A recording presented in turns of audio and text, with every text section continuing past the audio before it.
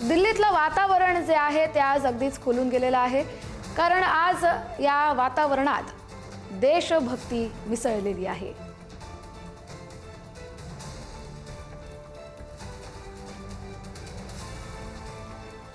पंतप्रधान नरेंद्र मोदी हे प्रत्येक वेळेला 15 ऑगस्ट हा दिवस असू दे किंवा 26 जानेवारी किंवा देशातला कुठलाही महत्त्वाचा दिवस असला की त्यांचा पेहराव हा चर्चेचा विषय असतो. आज त्यांनी निळ्या रंगाचा पेहराव केलेला आहे, त्याचबरोबर फेटाही बांधलाय. पंतप्रधान नरेंद्र मोदी दिल्लीमधल्या पथसंचलनाच्या कार्यक्रमात दाखल होत आहेत. राजनाथ सिंग देशाचे संरक्षण मंत्री यांनी त्यांचं स्वागत केलेलं आहे. तिन्ही दलाचे प्रमुख, लष्कराचे प्रमुख आणि या तिन्ही दलांचेही प्रमुख तिथे त्यांच्या स्वागतासाठी सज्ज आहेत. दिल्लीतली ही दृश्य आपण पाहतोय. आपल्या तिरंग्याची सजावट प्रत्येक ठिकाणी केलेली आहे. आजचा दिवस जो आहे तो वंदे मातरम या आपल्या राष्ट्रगानाला 150 वर्ष पूर्ण झाली आहेत. त्यानिमित्त प्रत्येक ठिकाणी जो दिल्लीतला कार्यक्रम आहे त्या कार्यक्रमाचा जो स्टेज आहे, त्याच्या आजूबाजूचा परिसर आहे, तिथले फलक आहेत, सगळ्याचीच थीम ही वंदे मातरमवर आधारित आहे. आपण पाहतोय आता पंतप्रधान नरेंद्र मोदी यांना सन्मान दिला जातोय, त्यांना सलामी दिली जाते. त्याचे हे दृश्य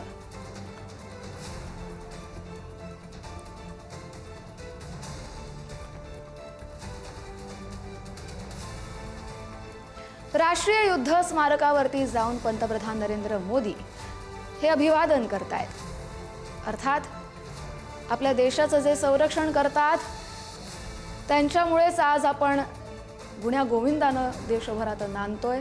त्यामुळे त्यांचं स्मरण करणं अनिवार्य आहे आणि त्याच दृष्टीनं राष्ट्रीय युद्ध स्मारकावरती पंतप्रधान नरेंद्र मोदी यांच्याकडून आपल्या जवानांना अभिवादन केलं जात आहे.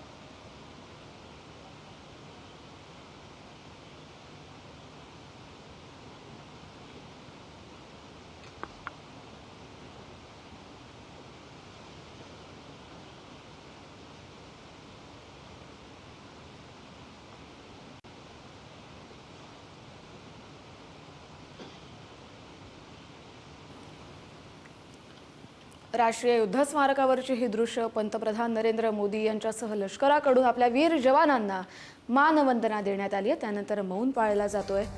राष्ट्रीय युद्ध स्मारकावरची ही लाईव्ह दृश्य आज आपला प्रजासत्ताक दिन त्यानिमित्त अर्थात आपल्या वीर जवानांचं स्मरण करणं अनिवार्य आहे. दिल्लीत प्रजासत्ताक दिनाचा सोहळा साजरा होतोय. संरक्षण मंत्री राजनाथ सिंग यांच्यासह आपल्या तिन्ही लष्कर दलाचे प्रमुख राष्ट्रीय युद्ध स्मारकावर पोहोचत त्यांनी आपल्या अमर जवानांना अभिवादन केलेलं आहे, त्यांना मानवंदना दिली आहे. 2 मिनिटं मौन पाळलं जाते. आपल्या भारतीय योद्ध्यांना आदरांजली वाहिली जाते.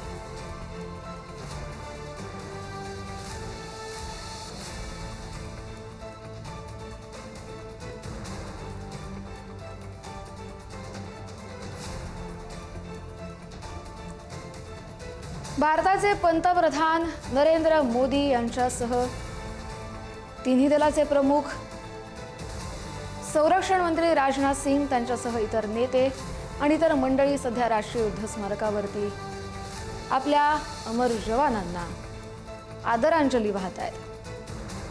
त्यांचं स्मरण केल्याशिवाय आजचा दिवस सुरू होऊच शकत नाही. भारतीय योद्ध्यांना आदरांजली वाहिली जाते. त्यांच्या कर्तव्यामुळेच, त्यांनी दिलेल्या योगदानामुळेच आज भारत देश सुरक्षित आहे. प्रत्येक भारतीयाच्या मनात आपल्या वीर जवानांप्रती अर्थातच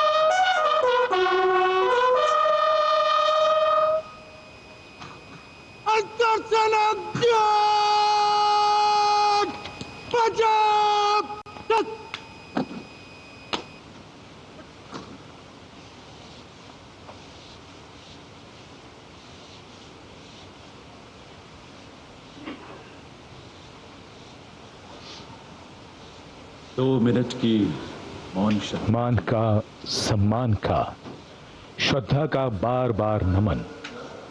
मन के भाव भावनाओं के बादल से बन जाते हैं.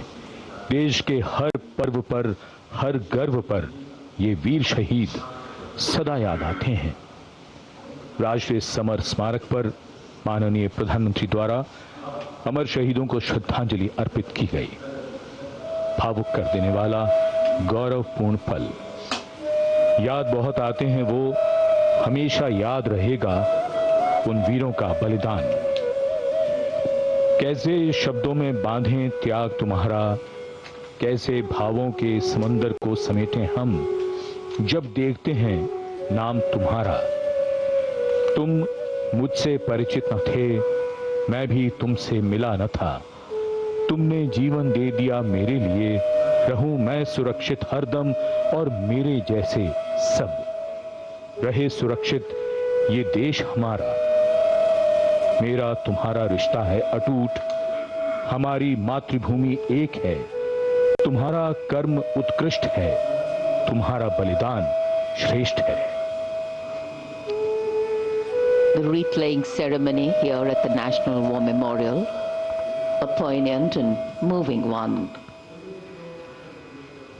The Prime Minister now making his way towards the digital signature book. Time, they say, is a great leveler. It gives as much as it takes away, but paradoxically leaves so much behind. Memories, heroes and history. Moments like today relive, recount and recognize the past and its contribution to our today in the most time-honored way of recognizing and celebrating our heroes, their sacrifice. Words of reverence, words of gratitude, powerful feelings that can fill our hearts with something that is far bigger than us. And today we bow our heads in respect but stand tall with pride, knowing that we belong to a country where throughout history brave men and women have always answered the call to fight for freedom. Digital पुस्तिका में विचार दर्ज हो गए हैं, परंतु हृदय के हर भाव को शब्दों में कैसे पिरोया जाए. इन वीर सपूतों के त्याग को सलाम लिखा जाए, उनके नाम लिखा जाए, हर पैगाम लिखा जाए. माननीय प्रधानमंत्री अमर शहीदों को श्रद्धांजलि अर्पित करने के बाद अब प्रस्थान कर रहे हैं. They lived to serve and served to save. as the Prime Minister leaves the National War Memorial after the replaying ceremony and moves towards the saluting base at Rajpath. He carries with him the gratitude of a nation for those who protected this country and a deeper responsibility to lead the nation towards a future that is equitable and secure for all. The focus of cows will now move to the saluting base, where after the arrival of the President of India, Kartavya Path will echo with a medley of sounds, clip-clop of hooves on the tarmac, martial music, crisp crunch of marching boots, the mechanized rumble of military machine, and beautiful folk music. माननीय प्रधानमंत्री श्री नरेंद्र मोदी देश के अमर सपूतों को श्रद्धा सुमन अर्पित करने के उपरांत राष्ट्रीय समर स्मारक से कर्तव्य पथ स्थित सलामी मंच की ओर अग्रसर हो रहे हैं। रक्षा मंत्री श्री राजनाथ सिंह ने उन्हें विधिवत विदाई दी है। साथ में रक्षा राज्य मंत्री श्री संजय सेठ, रक्षा सचिव श्री राजेश कुमार सिंह, सीडीएस जनरल अनिल चौहान और तीनों सेनाओं के प्रमुख इस अवसर पर उपस्थित थे। देश का 77वां गणतंत्र दिवस एक समारोह का अवसर तो है, साथ ही हमें उन अमर शहीदों की याद दिलाता है जिनकी बदौलत आज हम सुरक्षित हैं, हमारी सीमाएं सुरक्षित हैं, हमारा देश सुरक्षित है और हमारे देश में अमन चैन है, शांति है, विकास की रफ्तार तेज पकड़ रही है। ऐतिहासिक अवसर कर्तव्य पथ, जहां पर कर्तव्य पथ के दोनों ओर बड़ी संख्या में आम और खास इस राष्ट्रीय समारोह का हिस्सा बनने के लिए मौजूद हैं और उधर राष्ट्रपति भवन से देश की सशस्त्र सेनाओं की सर्वोच्च कमांडर भारत की राष्ट्रपति श्रीमती द्रौपदी मुर्मू गणतंत्र मंडप से होते हुए राष्ट्रपति भवन के भव्य प्रांगण की ओर प्रस्थान कर रही हैं। राष्ट्रपति महोदया के साथ हैं इस साल के गणतंत्र दिवस समारोह के हमारे खास मेहमान, हमारे विशिष्ट अतिथि, यूरोपीय परिषद के अध्यक्ष श्री एंटोनियो कोस्टा और यूरोपीय आयोग की अध्यक्ष उर्जुला फॉन डेन लॉयन। राष्ट्रपति महोदया के सेरेमोनियल प्रोसेशन में उनके दाहिनी ओर, हमारे विशिष्ट अतिथि के ठीक पीछे सधे कदमों से आगे बढ़ रहे हैं राष्ट्रपति के सैन्य सचिव मेजर जनरल वुडे परीदा और उनके बाईं ओर हैं राष्ट्रपति के उप सैन्य सचिव ग्रुप कैप्टन अर्पित काला। इस सेरेमोनियल प्रोसेशन को एस्कॉर्ट कर रहे हैं राष्ट्रपति महोदया के एडीसी मेजर ऋषभ सिंह सांब्याल और उनके बाईं ओर हैं एडीसी मेजर सिद्धार्थ शर्मा। सलामी मंच पर पहुंचने पर प्रेसिडेंट बॉडीगार्ड द्वारा नेशनल सैल्यूट माननीय राष्ट्रपति महोदया को प्रदान किया जाएगा।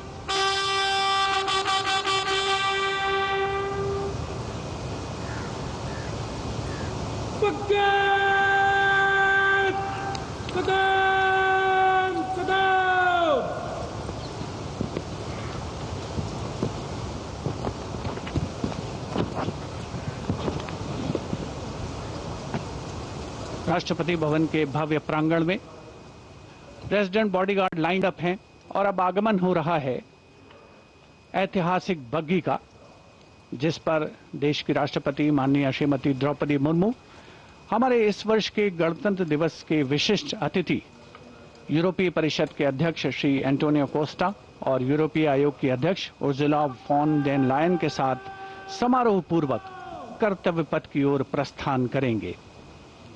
राष्ट्रपति के अंगरक्षक दुनिया की सबसे पुरानी रेजिमेंट्स में शामिल इस रेजिमेंट के लिए गणतंत्र दिवस 2023 बहुत खास था, क्योंकि राष्ट्रपति के अंगरक्षकों ने वाराणसी में 1773 में अपनी स्थापना के 250 साल पूरे होने का जश्न मनाया था।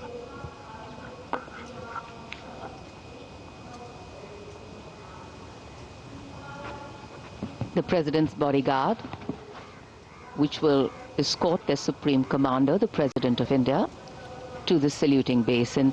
This is a splendid view of the forecourt of Rashtrapati Bhavan, the official residence of the President of India.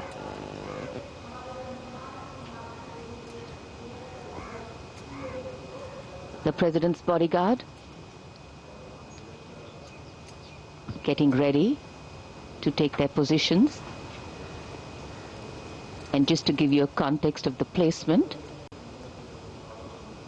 riding to the right of the President's buggy is the Commandant of the President's bodyguard, Colonel Amit Berwal, VSM, and he's leading this elite body of mounted warriors astride his charger, Meghdoot.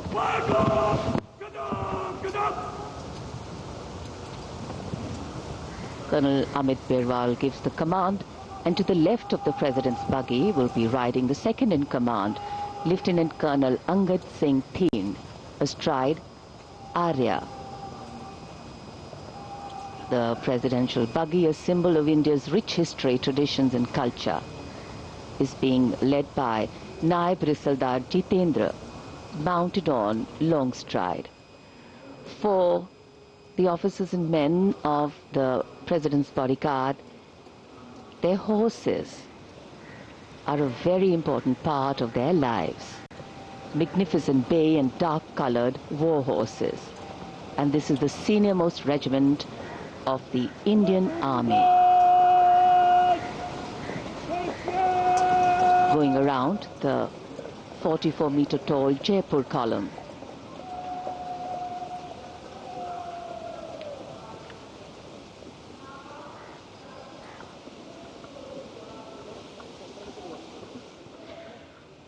माननीय राष्ट्रपति जी का काफिला सलामी मंच की ओर और यहाँ सलामी मंच कर्तव्य पथ पर आगमन दुनिया के सबसे बड़े लोकतंत्र के प्रधानमंत्री श्री नरेंद्र मोदी का, उनकी अगवानी रक्षा मंत्री राजनाथ सिंह ने की।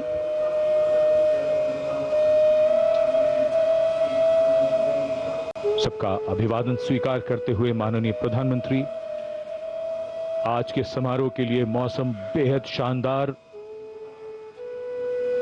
धूप खिली हुई, जनवरी की सर्द सुबह, लेकिन बहुत बढ़िया मौसम। और माननीय प्रधानमंत्री को देखकर यहां जन समूह में उत्साह और जोश।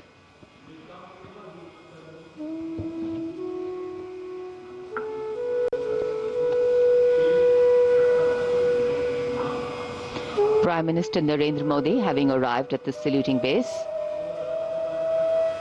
greeting people on either side of the saluting base and the enclosures.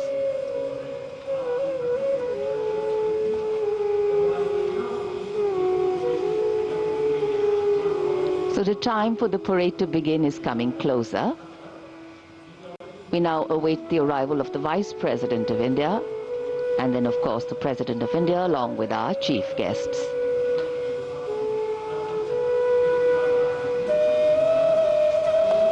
This is also a moment that the present audience here has been waiting for, to see their leaders close, and the strains of Shubh Swagatam welcome the venue, welcome the people, welcome the dignitaries.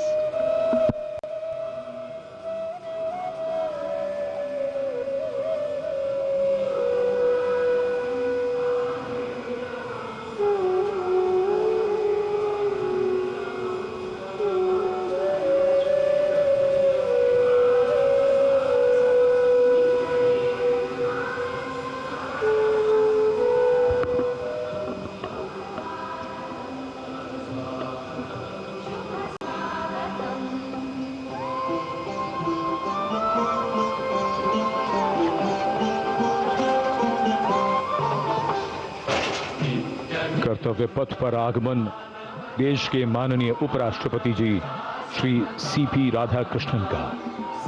माननीय प्रधानमंत्री ने उनकी अगवानी की और पीछे धुन स्वागतम पंडित नरेंद्र शर्मा के शब्द और पंडित रविशंकर का संगीत।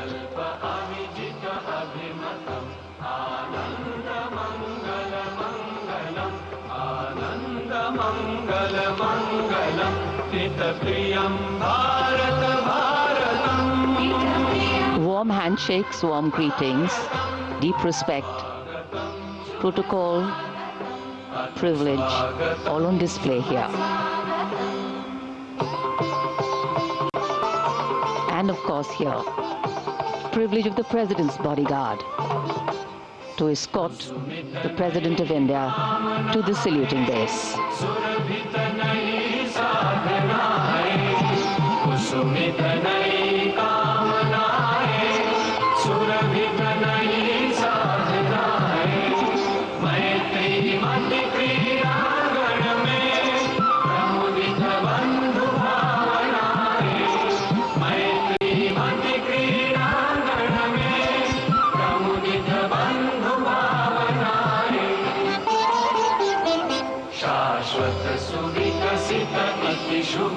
शाश्वत सुविकसित इति शुभम् आनंद मंगल मंगलम्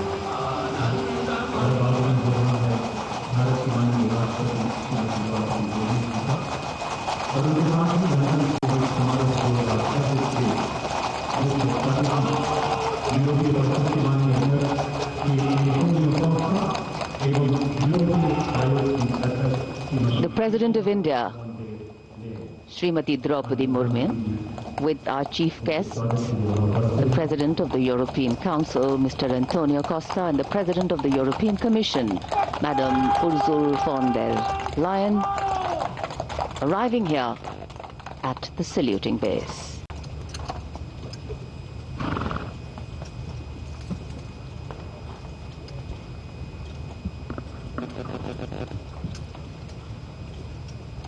We extend a very warm welcome to President of the European Council, His Excellency, Mr.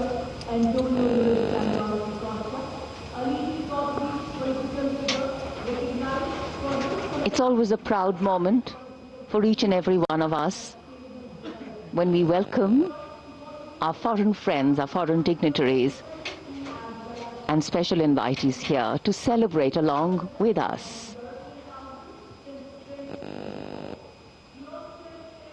Because what else is democracy if not by the people, for the people, of the people?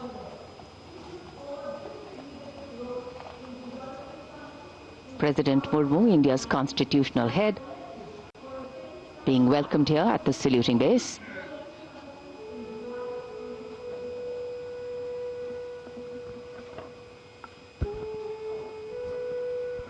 माननीय राष्ट्रपति जी और आज के समारोह के दोनों मुख्य अतिथियों के साथ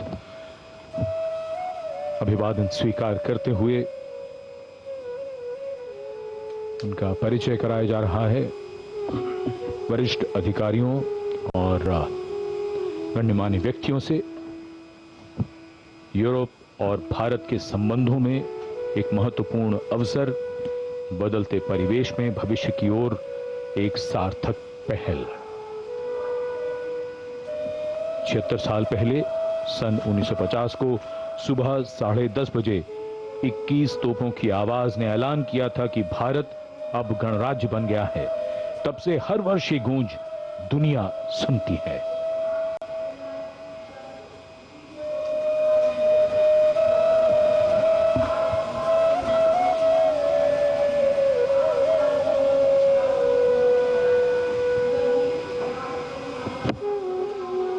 In fact, the India-EU relations have entered a phase of renewed strategic momentum, with both sides intensifying engagement, underscoring mutual commitment across trade, investment, energy, space and agriculture.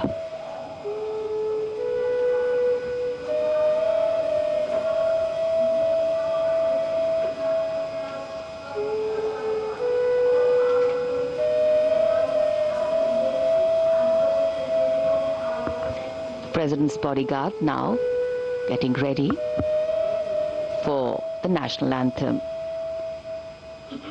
The moment the dignitaries have taken their places.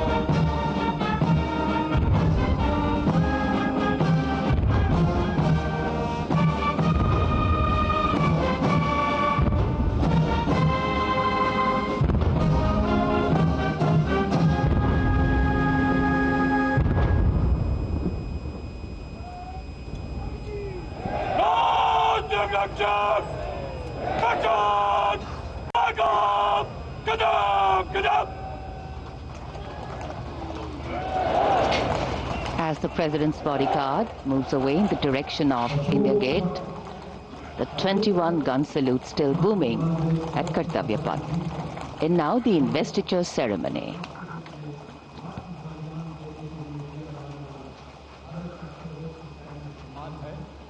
युद्ध के मैदान में नहीं बल्कि अन्य परिस्थितियों में शौर्य प्रदर्शन करने वाले सैनिकों और नागरिकों को प्रदान किया जाता है।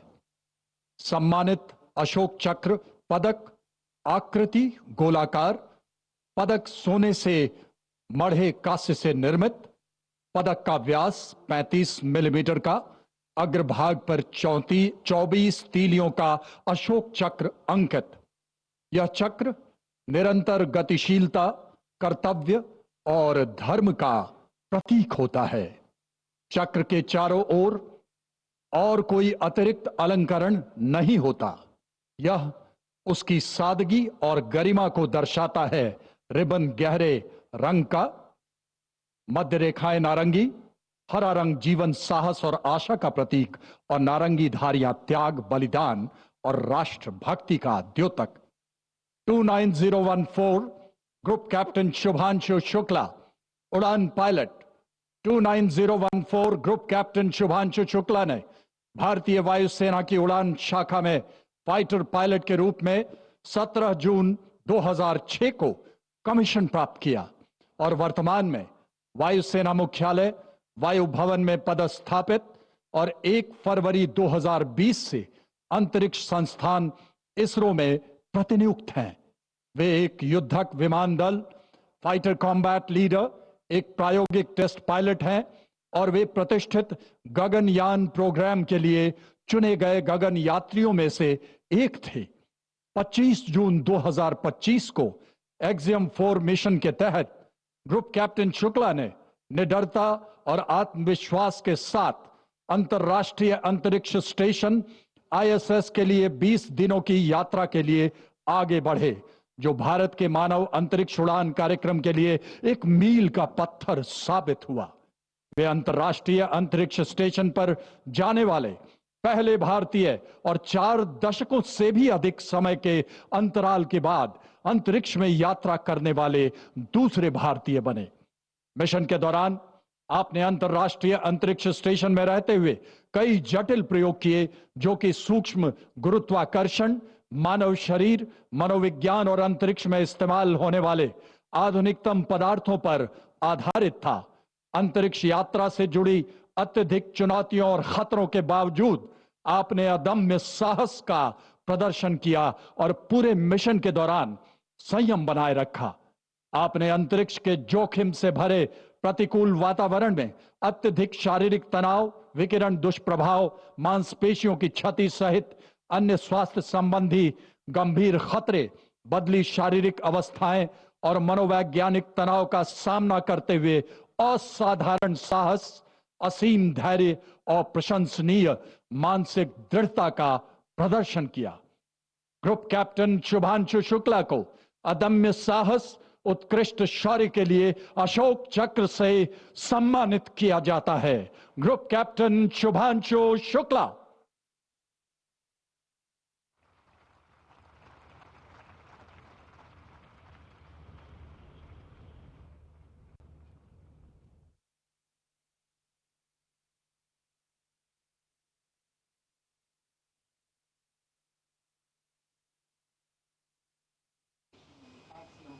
Vision and